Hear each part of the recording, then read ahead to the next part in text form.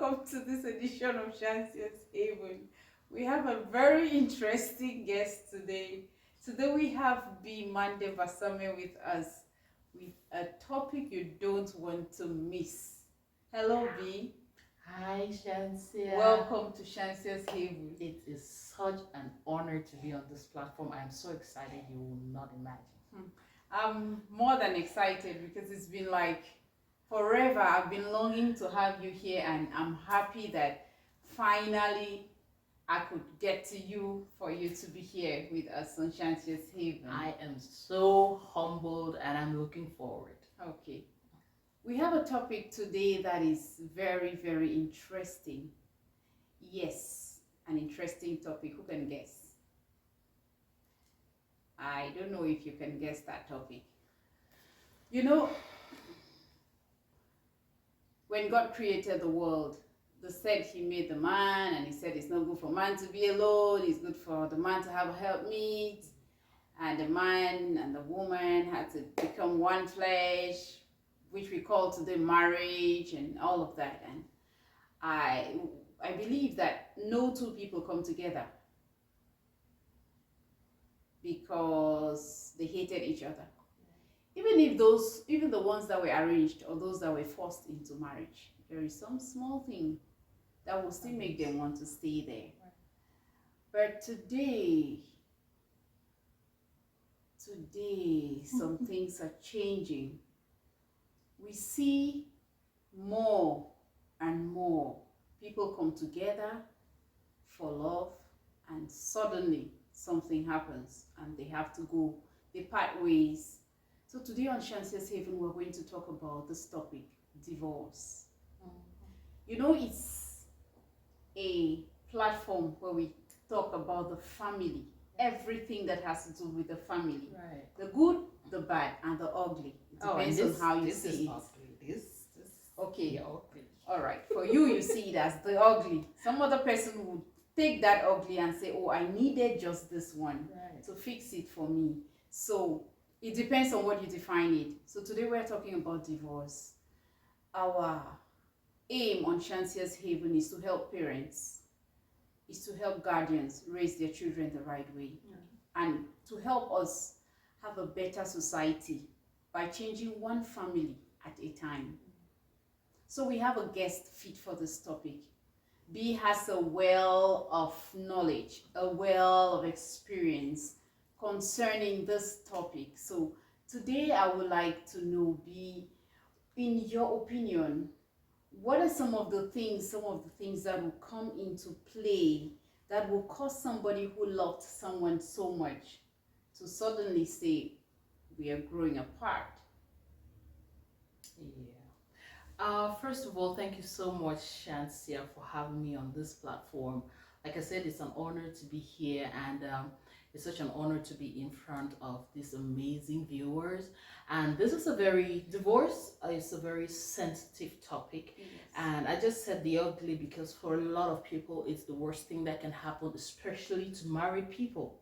But when we put one and two together and we look at the human being as just being human, then we will realize that there are so many things that are possible in life. Even the things that we have been groomed and taught were taboos are things that happen every day, and unfortunately some of those things we do not know how to manage.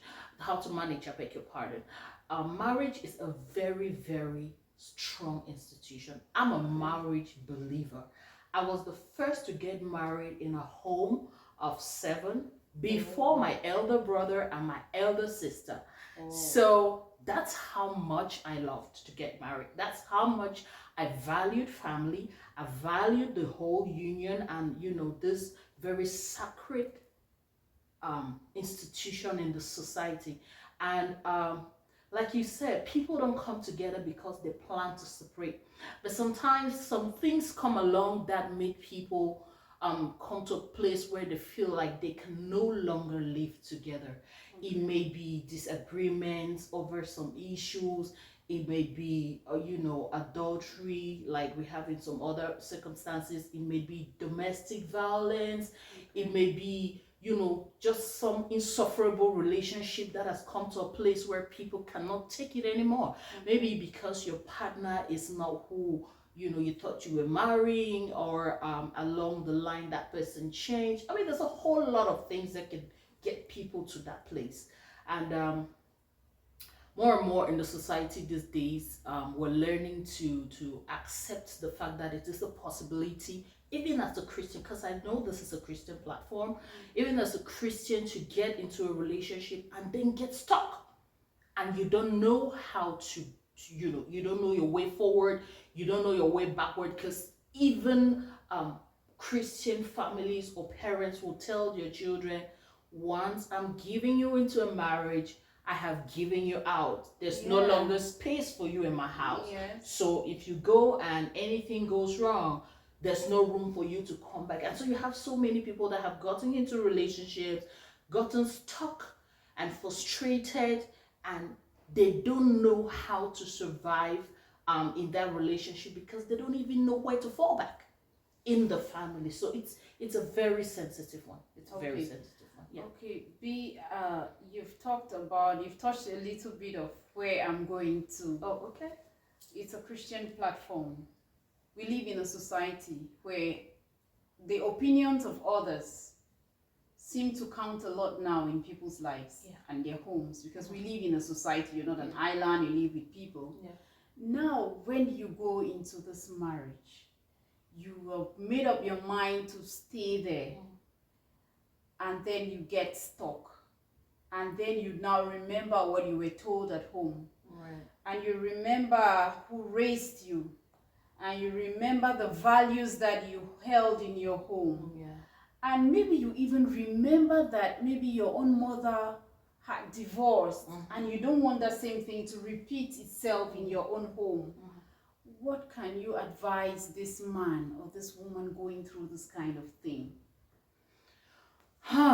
Shansia, that's a really tricky one. Yes. Tricky because unfortunately what the society says is something that has come to influence our thought patterns, our lifestyles, our decisions, and even the people that love us. It has affected their reactions towards the things that happen to us as individuals. So I'm looking at you, man, you woman, stuck right now in a relationship and you don't know how to get out. And the first thing I know is going through that's like the first thing that runs through everybody's mind.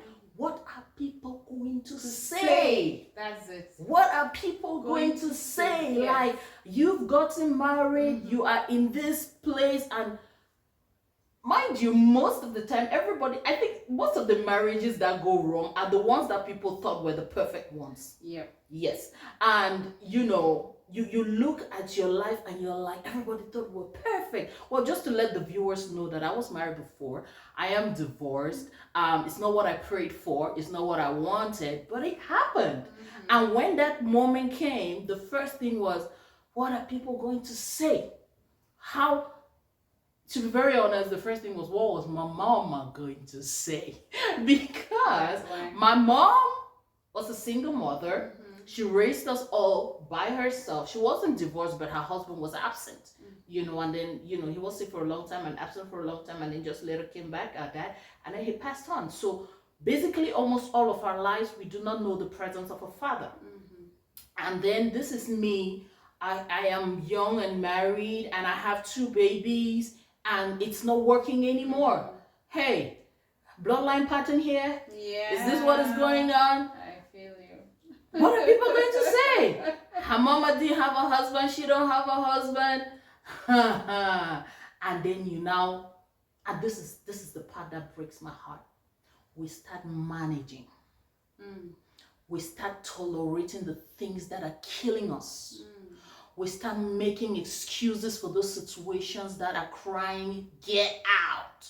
We start finding reason to stay there. And I think that a lot of us in our relationships, we find ourselves in those positions. Now, I'm not saying that every uncomfortable situation in a relationship is a get out signal. Yeah. No, that's not what I'm saying.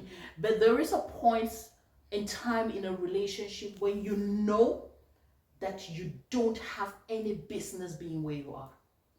Okay. You like, you know it. So like, can you give us an example, just in case some people are there? Yes, just in case some people are there. Let me go with the very most common one, Shansia. Yes. Gender-based violence. Okay.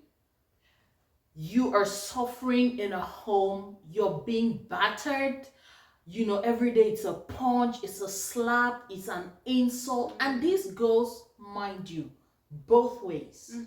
Man like woman. Yeah. You hear a woman tell her husband, oh, look at you, useless thing, you are not even a man, you cannot provide for your home, you don't even you don't even satisfy me as a husband, what are you good for? And you bring down the man's morale so low. He looks at himself in the mirror, he doesn't even feel like he's a married man, because before the person that is supposed to see him as husband, he is valueless. Yeah. And so he doesn't see what he should be doing in that relationship. What's the next thing? You start finding a woman that will raise your ego to that place of, I'm not feeding cheating. No, I'm not. But those are some of the things that happen. We women, our mouths, right? We would, like, you cause us pain, we will want to reproduce it and give you what you didn't see coming. And it happens like that with so many people. You're in a relationship, you're being beaten, you're being abused, you're being insulted, you're good for nothing. I had a friend whose husband will constantly call her pig, or even to the point, Shansia, and this is a true life story, where when he wants to have a relationship, husband-wife relationship with her, he will say, they were francophone, viens te coucher ici, cochon. Jesus Christ. And that girl and she will go and coucher. Lord, Comme have un cochon. mercy. And those are the things that God. people are taking. Yeah. Why? Because this girl's mama told her, you have no place in my home. Once I give you off to marriage, that's your home. I've had to take crazy stuff from your dad. And so if that's what your own marriage comes with, you have to find a way of dealing with it, because I never left your father. I cannot count the number of times I separated fights in that home. They always called me. They didn't know I was going through my own wahala. Yeah? But it's crazy how it goes on out there. And every time, at every twist and turn, is what's people going to say? What is the church going to say? Your position in church, your pastor, there's just... Okay. Okay. We have the scenario where I am married. Yeah. I have issues in my home. Yeah. I'm coming from a home where I don't even know how to go back there. Or I'm surrounded by a group of people or a set of people where I don't even know how to say it out the way it's supposed to be. And I've come to that breaking point in my marriage. As a parent, if I come back to you, please, I would like us to advise parents, because we have children growing up. Right. What if tomorrow they face this kind of situation? Right. What would you as a mother or as a father say to that child who has reached that breaking point, and is coming back to you like, I have had it? Yeah. That's a very intriguing question. And I have not been in the shoe of a parent whose child has had to come back. But I have been in the shoe of a child who has had to go back. And I can tell you the experience of my reception. Okay. All right? Okay. And whether you like it or not, break as it breaks my heart, it was not a good one. Okay. My mom is a Christian woman, has a wonderful position in church. I come from a very strong Christian background. And you're asking yourself, I tell you this truth. When I told my mom everything that was going on in my home and the things that I've been living through and the things I've tolerated and covered, because when we were getting married, we were told that the roof covers everything. And so, you keep it in the roof. You lock it in the bedroom. You guys sit on the bed and talk it through. And that's the mentality with which we went out there. And so we could take a lot I believe in praying about it. You know, just go cry on your pillow, take fastings, do the all night, and things are going to work out. I'm going to burst some bubbles by saying that was the biggest lie I ever got lied to, because it doesn't just work like that. I'm not ruling out the place of prayer, but I'm saying that prayer without action to solve whatever problem it is almost immaterial. Okay. Almost. Okay. Right. Because this was me in a very difficult situation. I've been praying with people. Sometimes I will give my own prayer topic, like I was talking about someone else, because I didn't want people to know that was me. That was still the whole covering. Now, this is not to say that I had the worst marriage or the worst man. No.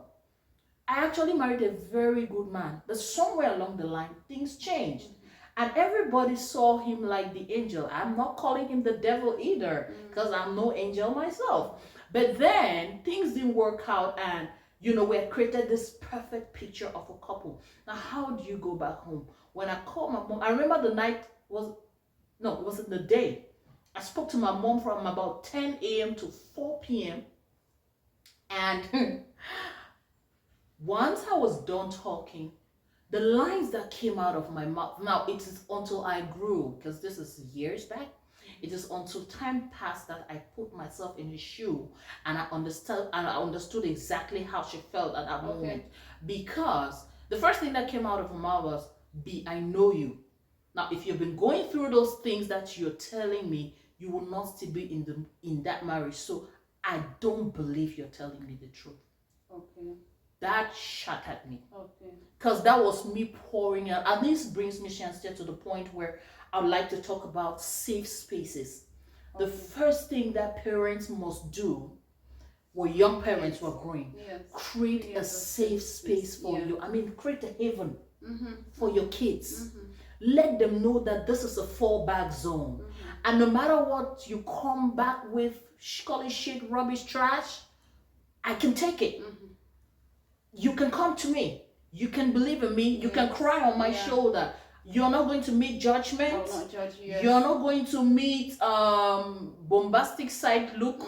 You're not going to meet, all of these things that I'm not blaming any parent that has had to do that. They didn't know better, because our parents of back then took a lot. That's true. Way more than we're even willing to take right now. In fact, way more than we can even like if we were to put ourselves where our parents were, marriages will not last 2 years. Yeah, that's true. They will not last 2 years. Right. And so they don't know these realities. And the other part that they probably don't know is that the abuse, the mental and psychological breakdown, like every other thing in society, is improving daily. That's true. It's improving. It's upgrading. So maybe before they used to just say, oh, come and sit there, fat thing. And you think that they have killed you with insult. Imagine a man telling his wife, come and lie down here, pig, to have intercourse with the wife. I mean, so most of the people that I've had to talk to, especially ladies, I've not talked to too many men, but the ladies that I've talked to, the biggest and the first problem they always had was, how will my parents, how will my family take me back, right? I have uncles and aunties that I didn't talk to for years. And it looks like this stigma is more on the ladies than the men. Yes, Shantia. Unfortunately, yes. Because you know what our society knows? The woman builds the home. The burden of the home is on us. There's nothing we can do about that at this point in time. Maybe we'll change it for our children, but it's not changing. I don't even think that is going to change. Yeah, because the responsibility of the home, the African society, the Cameroonian marriage talks of the man being the provider. Okay, he brings money, sees that there is food, rents are paid, bills are sorted, and stuff like that. You are responsible for the running of the home. How organized is it? How well brought up are the kids? How this and that? How peaceful is your home? That's your job. as a woman. That's the bargain the woman comes with, or what the woman brings to the table. You have to support your husband. So irrespective of what is going on, the responsibility of maintaining calm in your home, in your relationship, is on the woman. And so when things start going wrong, no matter what Wu is saying, Auntie, did you pray? Did you seek counsel from your mentor? Who do you submit to? That women's conference that happened, this that was talking about wives. How many Christian women groups do you belong to? You know, that's just, it's overwhelming. But then that's the society. And so our parents didn't know what we know today. They didn't face what we face today. They reacted in their own way, and I have learned to see every of such reaction from a place of love, because that's actually what it is. You might have gone home, for those of us that have had to go home, and some of us are at the point where we want to go home, and then from one to small Kongosa, you already know that, oh, it's not going to go well. No. The first thing that will help you grow and become a better person and not get bitter, because that's one of the first things that comes with a divorce, is to be able to discern that whoever is talking to you is talking from a place of love. Okay. Yes. That's a hard one, because some people you really see like, oh, this one is not from any place of love. No, because nobody wants you to be out of your home. Yeah. Nobody wants you to, no parent wants to see their babies get married, go have babies, and then bring them back to my house. Yeah. Every parent wants to see you in that place where you're thriving, you're happy, you're a couple, just like they were. And so everything they say, at the beginning, it's bitter. That one is guaranteed 100%. It's really bitter to hear. Yeah. But when you start training, and this is why we go through, that's why our lives should serve as lessons. Because if we don't guide people to know that you can look at it from this angle, we will keep looking at it from they hated me, my parents drove me, my father said this, my brothers did not come and support me and beat the man. You know? Yes. They will not. Yes. And what am I supposed to expect when I start going through these things and I talk, like you say, see everything from a place of love? Because it's true, I may not have come there to fight. Yeah. I may not have come there to try to sort it out. Because I also, I don't know, I may have my personal reasons why I didn't do that. Yeah. Or some don't even know better. Yeah. They don't even know how to go about all of those things. Some people, like actually, some people are facing their sisters, their brothers, or their children going through divorce for their first time. Yeah. So they don't even know how to react in that situation. So I think parents, let's not do this blame game a lot, especially on those who are not involved. Yeah. Like your spouse and you. Yeah. Yeah. It's very important. It's not the time to blame anybody. The blame game is a very, very dangerous game, because you might actually, Shansia, you might actually gain a relationship. You might actually, as a parent, regain that marriage, but you just lost a child. That's true. You just lost a child. Why? Because you broke every hedge that was around that child. Everything in you is go back, go back, go back. So the message I'm getting where you keep telling me go back is I don't want you. If you do not handle it with care as a parent, that is the message they will get. I don't want you. You bring me shame. You're a disgrace to the family. And all those labels. And mind you, this baby is coming from a difficult situation, already not feeling like they're worth anything. And then they come back home to a place where they think they will find solace and comfort, and they get hit back. So this is me going through what I'm going through. My husband don't want me anymore. My family don't want me anymore. Society definitely doesn't want me anymore. The church already told me that divorce is hated by the Lord, so that's not where I'm headed. And I'm stuck in the middle of traffic. It's tricky. it's tricky. And you need a Joseph of Arimathea to carry a Right. cross for you. And they are so hard to come by. Wow. They're so hard to come by these days. And that's why it's important, I think, to surround yourself with the right people, especially when you're married. Mm-hmm.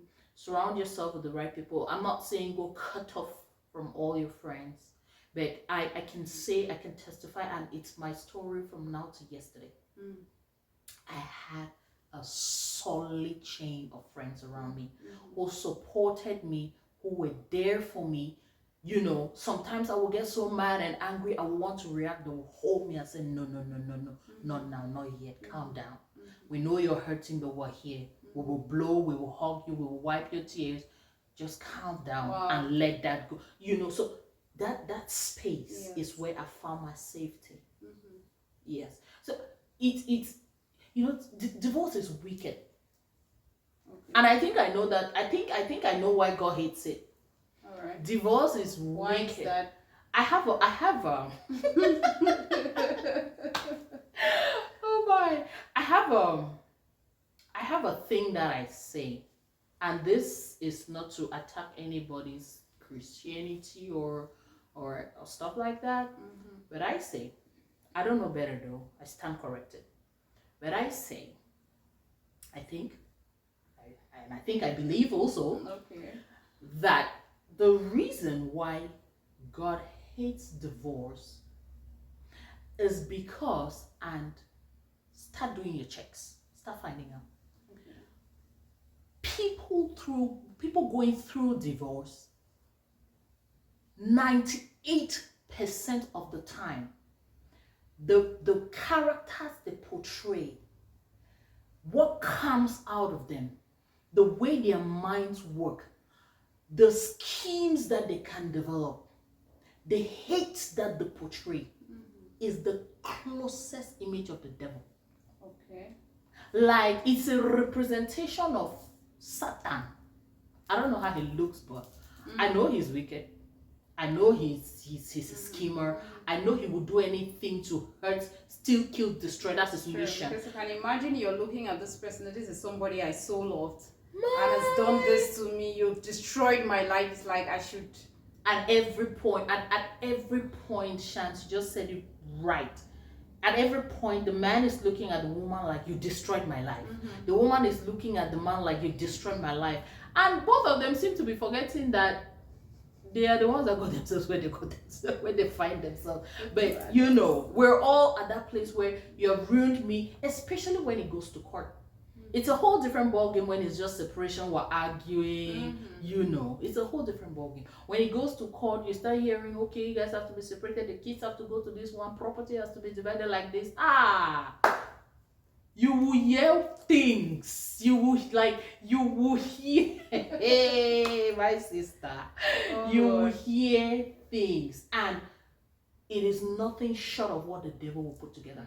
And that's the reason I think God really hates divorce, because it reminds him of somebody that he loved and then had to cast away. That's my thinking, that's my phenomenon. Because I don't see any other reason why God hates divorce. I just think that I don't think he hates divorce because he wants us to stay in a relationship and die. I don't think that he hates divorce because he said marriage is, it's a do or die thing. I think that the only thing that would make God, that's me thinking, and I say it again, the only thing that will make God come to a place of hate is anything that takes away what he loves. Okay. And that's us. That's my interpretation. And that's my gospel. Now everybody has their own revelation of why God. I've never really ever heard anybody tell us why God hates divorce, but I kept asking myself, why does he hate it? His kids are dying. Why would he hate divorce? And then someday I wake up with this. I don't know what it is, but yeah, it takes me to a parent who said, I hate stealing. Yeah. I hate stealing because this thing called stealing takes my child away from me. Right. Yeah. It's not because they hate the child. Yes, I don't hate the but child. What it brings out of that child is what I don't want. I don't want that in my kid. You know, and if it's going to bring this out of you, I'd rather not have it. You know? Wow. Thank you so much, B. Thank you so much. Hi, viewers. There's something she just said here that surround yourself with the right people. Yeah. When you're married. Yeah. And I also think that from what she's explained, don't let it go under the carpet until it's so full. Yeah. Before you start talking about it. Yes. When it starts happening, when you see those red flags in your home, find someone to confide in. And dear parents, when your children talk about something, don't be the first person to criticize your own child. Thank you. Be that haven for the child. Support that child through that thing. Even if you think the child is not speaking the truth, give the benefit of doubt to that child. You may never know what you will discover in the end. So we don't want our children to get married and come back to our homes. Our prayer is that God will give them good spouses, so that when they get married, they will stay well, will be good grandparents, and will enjoy them the way they are in their own homes. So let us fight this thing and let us work it out. When you have kids now, start talking to them about these things. Discuss with them. Make it in a way that they can say anything to you anyhow, without fear, doubt, or whatsoever. Don't go away. This is just part one of it. In part two, we have another very interesting part of this aspect on some effects of this divorce on some certain set of people. I know you don't want to go away. See you some other time on Shanti's Haven. Remember to always leave it better than you might met it. Bye-bye. Bye-bye.